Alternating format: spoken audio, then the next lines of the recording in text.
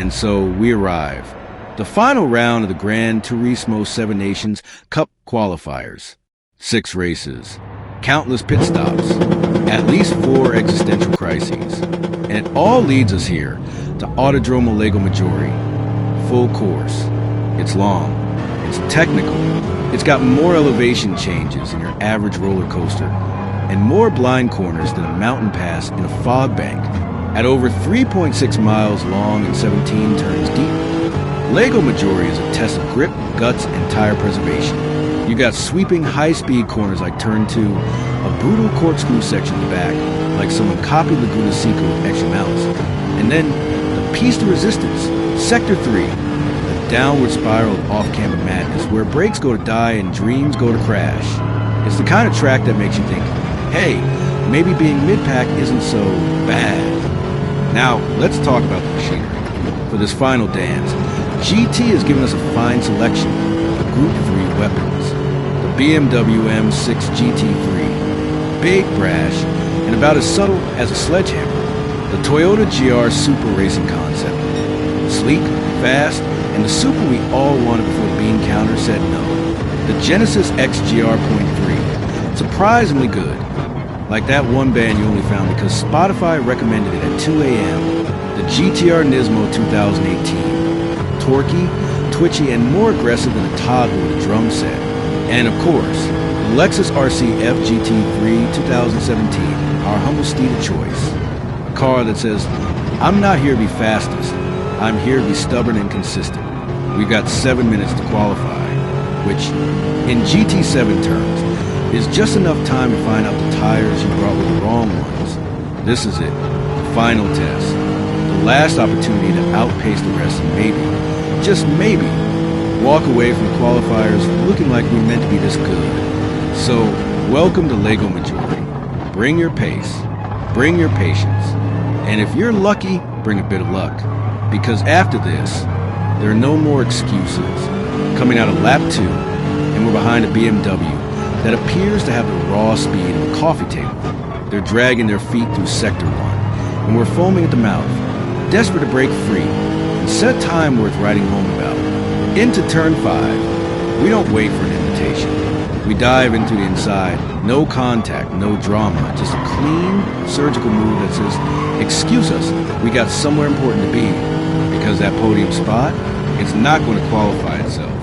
As we snake our way through the S's, that BMW fades away in the mirrors, right where it belongs. But when it comes to sector times, we're in the dark. No purple, no green, just blanks. Because our first lap, that was an out lap, a glorified warm-up job. So now we're flying blind, no data, no delta, just vibes and tire squeal. All we can do now is send it, and hope the stopwatch is feeling generous.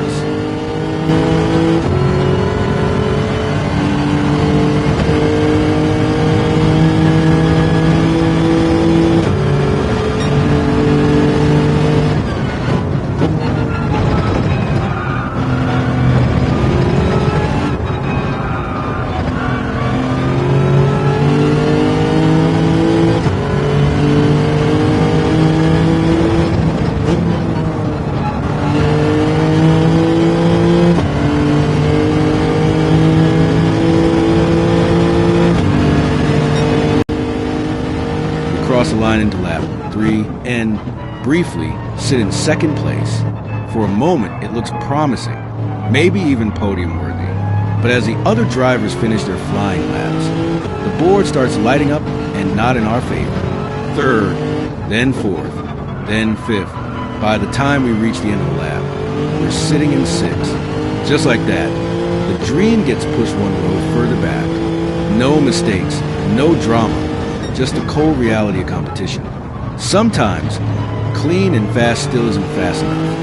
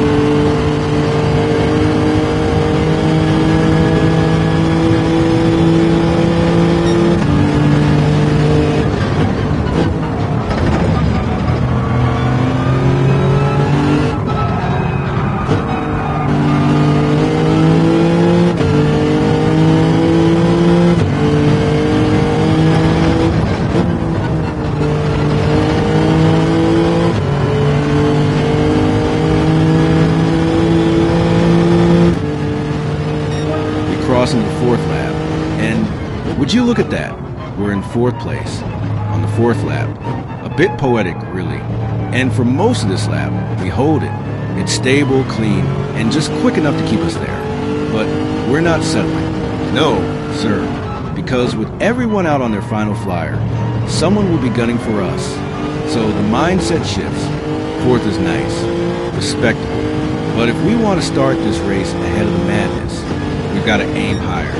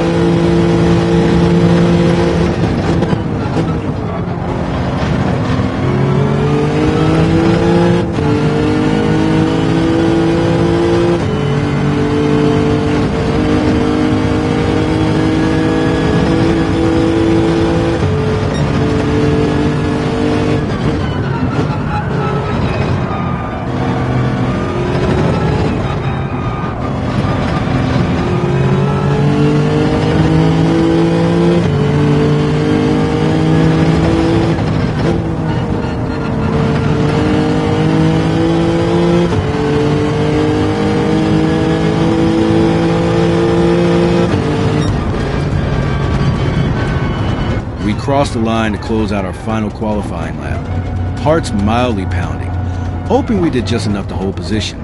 But no, as the rest of the grid comes flying in on their final attempts one by one, the names shuffle and shuffle, and we get knocked down. 7th place, not the worst, not the best, but it's a front row seat to midfield chaos. Just enough glory to dream, just enough danger to sweat.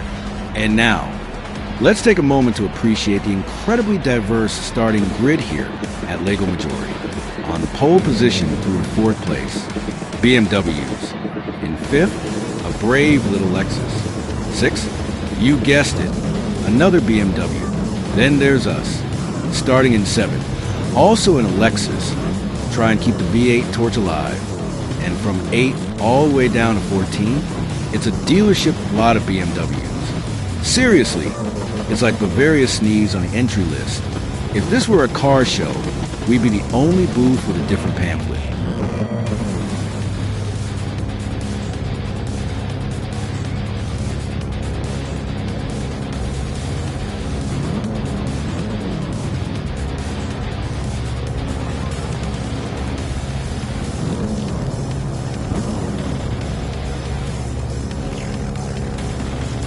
We start from a launch, because Gran Turismo 7, in all its wisdom, decided that standing starts were the best way to separate the real racers. From the lobby wrecking, oops, I missed my breaking point crowd. No rolling chaos. No dive bombing from turn 1 at 200 miles per hour. Just a good old-fashioned drag race from zero, meant to filter out the hopefuls from the hopeless. We exit the first turn with some of the tightest racing you'll see the side of a parking lot at 5 p.m. Cars ahead and behind, all jostling for position like it's Black Friday at the Apex. Everyone's trying to stay clean. No one wants to be that guy who causes a pileup. But let's be honest, it's only a matter of time.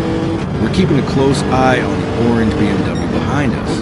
Now, we don't know if they didn't see us, didn't have their radar on, or just want to see if we could handle a little off-road adventure.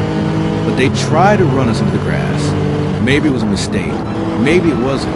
But whatever it was, we're watching them. They got a target on their back now.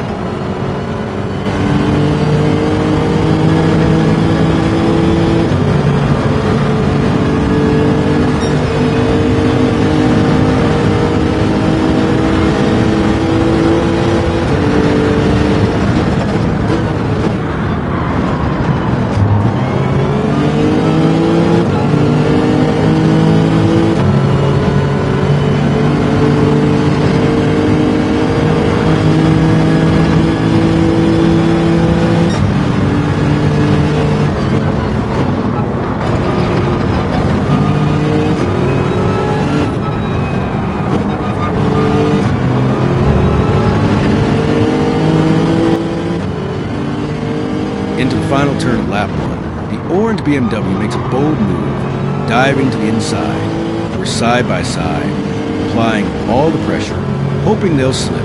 But no, at the very first turn of lap 2, they get through, using that inside line to muscle their way past. Well played, but we're not done yet. There's still a lot of racing left to do.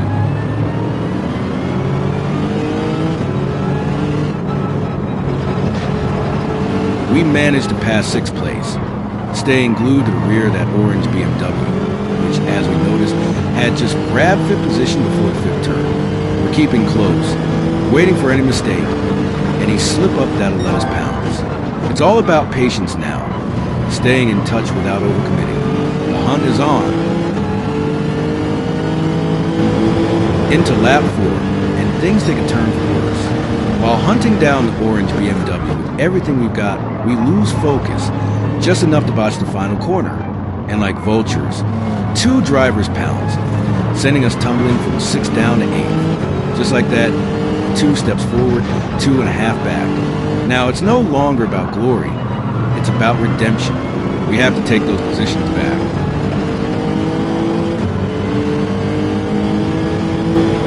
Lap 5. Things are heating up, and not in a good way. We're chasing down 7th when, all of a sudden, they hit the brakes like they spotted a red light in the middle of a racetrack.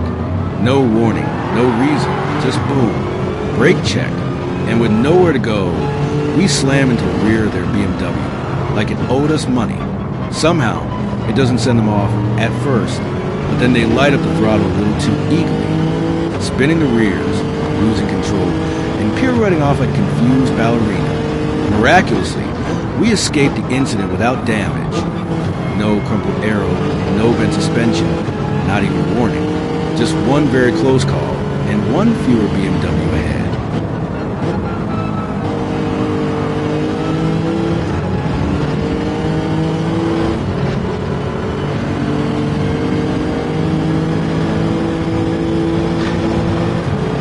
Into turn 11, we make the grown-up decision.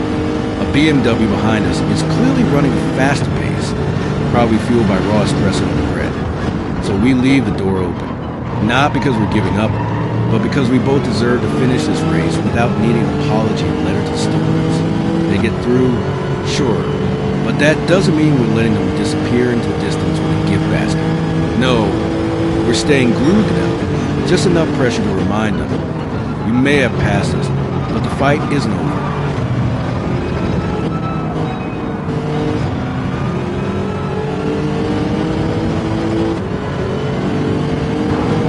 Into lap 7, and it seems the BMW we graciously let by earlier has had enough of constant breathing down their neck. Whether it was guilt, fatigue, or just pure annoyance, they lift off at turn 7 and wave the white flag, metaphorically. We don't ask questions. We take the position back like it was always ours, and immediately start dancing to our own rhythm again. Through the sweepers and S's, we start pulling away, exploiting every section where they struggle like a surgeon with a scalpel. Racing is part speed, part strategy, and part knowing when your opponent is mentally checking out.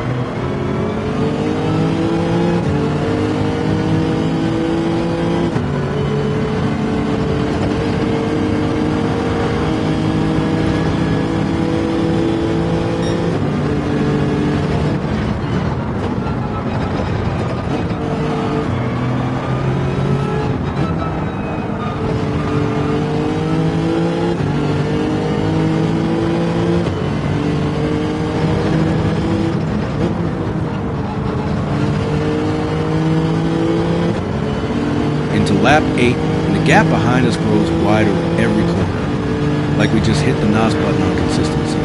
The BMW that let us through, gone in the mirrors. Now it's eyes forward. We're back where we started, 7th, but let's be honest, just breaking even isn't enough. We're hunting points, not participation trophies. The pack ahead is scrapping like it's the final lap of Le Mans, and we're closing in. There's still time, there's still rubber. There's still fire under the hood. We gained 6th place after another BMW had lost it. Spun out all on their own. No contact. No drama. Just the unmistakable sight of a tail-happy Bavarian machine pirouetting into the runoff. We'll take it. One less rival in our way. And with clean air ahead, the focus sharpens. We're back where we started. The plan was never to finish where we began.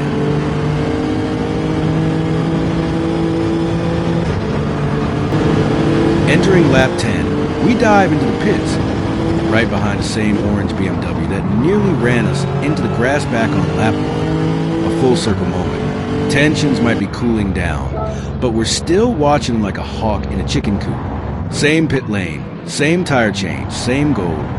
Come out ahead and stay ahead.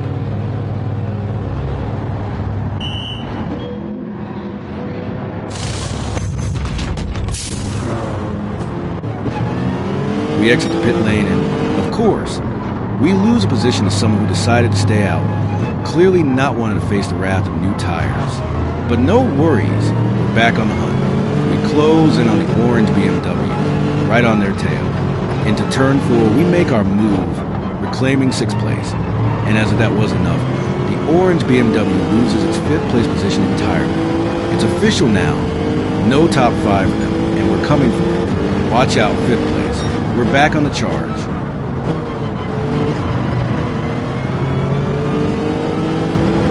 Into turn 15, we make our move on the BMW that didn't pit. With our fresher tires, we're able to breeze past them, easily taking back that position. It's the advantage we needed. Now we're in full control, gaining ground with each lap.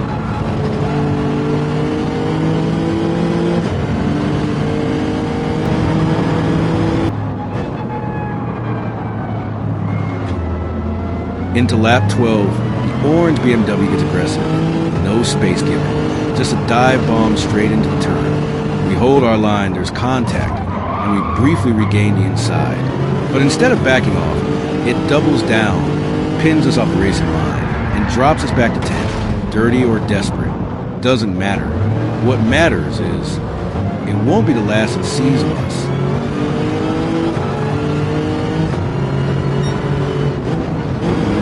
At the first turn of lap 14, we strike.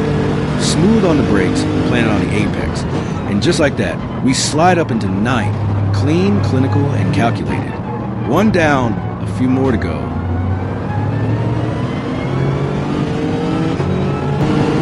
Into lap 20, and it's a jump worthy of a podium celebration. We leap from 9th to 5th as the other BMWs hit the pits like they just remembered tire wear was a thing. Meanwhile, our second stop back on lap 10 is paying off. Our tires, though not fresh, are perfectly warm, right in that sweet spot, and it shows.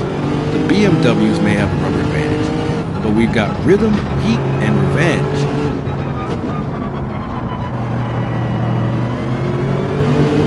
Lap 22, and another BMW hits the snooze button in the pits. Thank you very much, we'll take that. We sweep past and move into 4th place. From the ashes of 10th, clawing our way back up one Bavarian at a time. The comeback tour continues.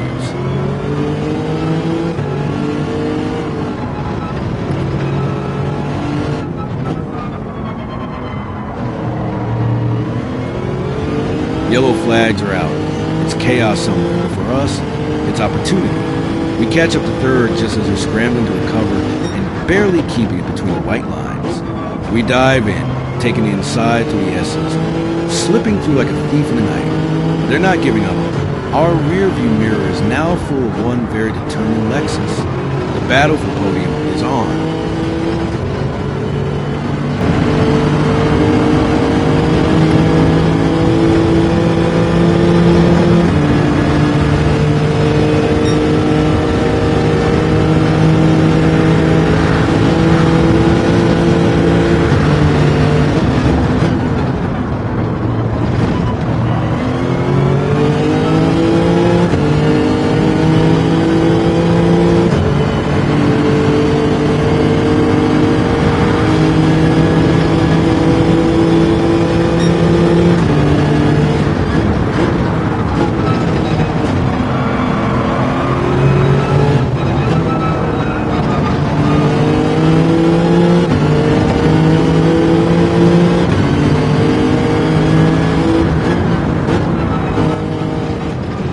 We didn't bother showing the second pit stop. We've seen tire changes before. But But here's the third one. Yes, a third pit. Some would say it's overkill. We say it's insurance. Because the last thing we want is to limp across the line while someone who's been glued to our bumper and already spun themselves out once decides to make it our problem. So we dive in, bowl on the freshest rubber we've got, and get ready to finish this race our way. Fast, clean, and far ahead of trouble. Out of the pits and back in eighth. Not ideal, but not hopeless. Right now, it's not about glory or champagne, just pride. We started this race in 7th, and after everything, the chaos, the bumps, the pit stops that could fill a feature film, we're clawing for that one simple thing. To at least finish where we began. Nothing fancy. Just balance the throttle, manage the tires, and hunt down one more car. One spot, one goal. Let's get it back.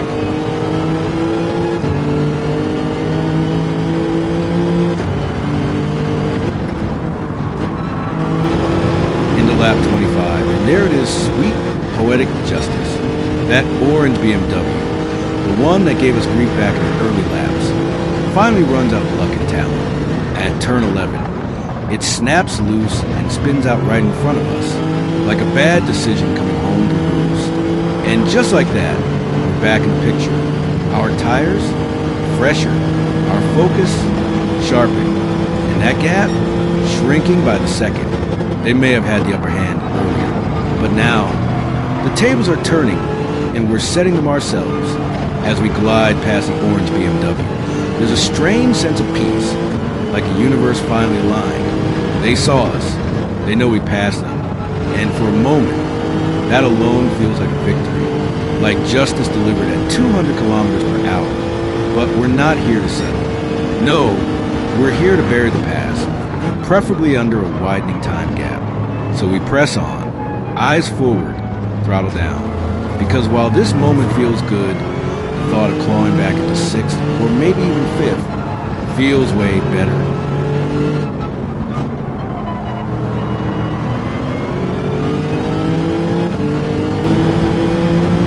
Now, let's all settle in for the final lap. The drama is thick, but we're not quite where we want to be. Sitting in 7th, but there's still time.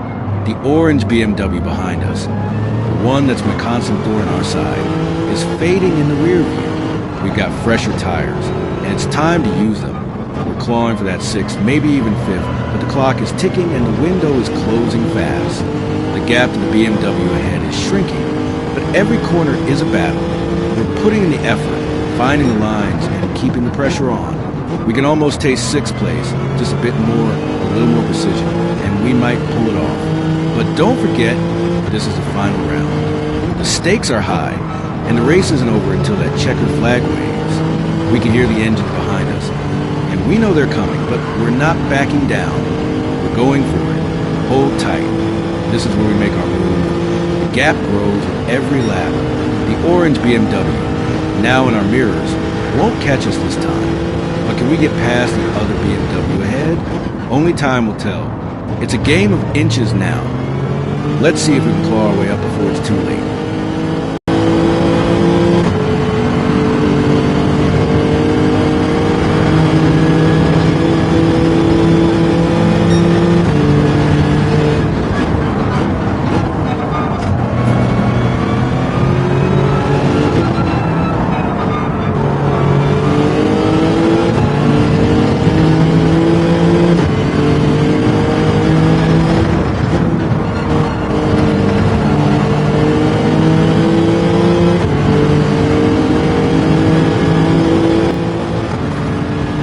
There you have it. Folks, we finished 7th, right where we started. If you had to put money on us keeping our qualifying position, you'd be absolutely right. The race had its moments, sure, but no glorious comeback, no dramatic battle for the top. Just pure, unrelenting mediocrity.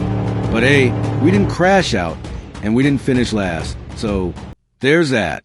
We spent the entire race fighting the tire degradation, the constant pressure from that orange BMW, and some questionable decisions in the pit. But it's all part of the game, isn't it? We gave it our all, and at the end of the day, we're still here, still racing. Thanks for tuning in to the Nations Cup Qualifier Series. We may not have bagged a podium this time, but we kept it clean, mostly. As for what type of race videos we'll make next, well, who knows? We'll just keep racing and see what happens. Until next time, thanks for watching, and remember, it's not about how you start, it's about how you finish. Unless you finish 7th, then it's just about surviving. Catch you in the next race.